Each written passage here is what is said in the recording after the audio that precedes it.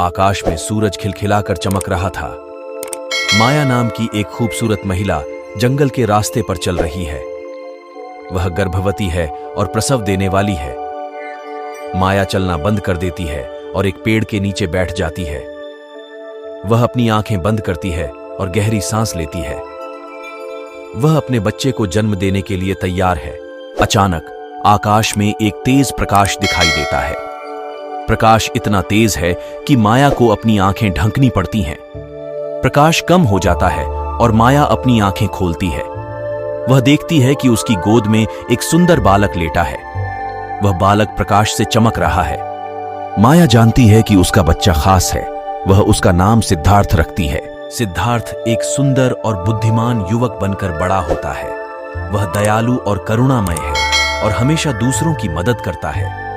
एक दिन सिद्धार्थ जंगल से गुजर रहा था कि उसे एक पेड़ के नीचे बैठा हुआ एक आदमी दिखाई देता है। आदमी बूढ़ा और बुद्धिमान है और वह ध्यान लगा रहा है। सिद्धार्थ उस आदमी के पास बैठ जाता है और उससे पूछता है कि वह क्या कर रहा है। आदमी सिद्धार्थ को बताता है कि वह ध्यान कर रहा है। वह समझाता है कि ध्यान शांति और खुशी पाने का एक तरीका है। सिद्धार्थ को ध्यान के बारे में और जानने में दिलचस्पी है। आदमी उसे सिखाता है कि ध्यान कैसे करें और सिद्धार्थ हर दिन ध्यान करना शुरू कर देता है। सिद्धार्थ कई सालों तक ध्यान करता है।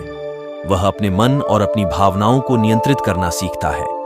वह अपने भीतर ही शांति और खुशी पाता है। एक दिन सिद्धार्थ एक पेड़ के नीचे ध्यान कर रहा था जब उसे ज्ञान प्राप्त होती है।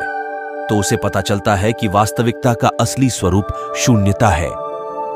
वह यह भी जानता है कि सभी प्राणी आपस में जुड़े हुए हैं। सिद्धार्थ बुद्ध बन जाता है, अर्थात आत्मज्ञान प्राप्त कर लेता है। वह दूसरों को ज्ञान प्राप्त करने का मार्ग सिखाता है और उन्हें शांति और खुशी पाने में मदद करता है।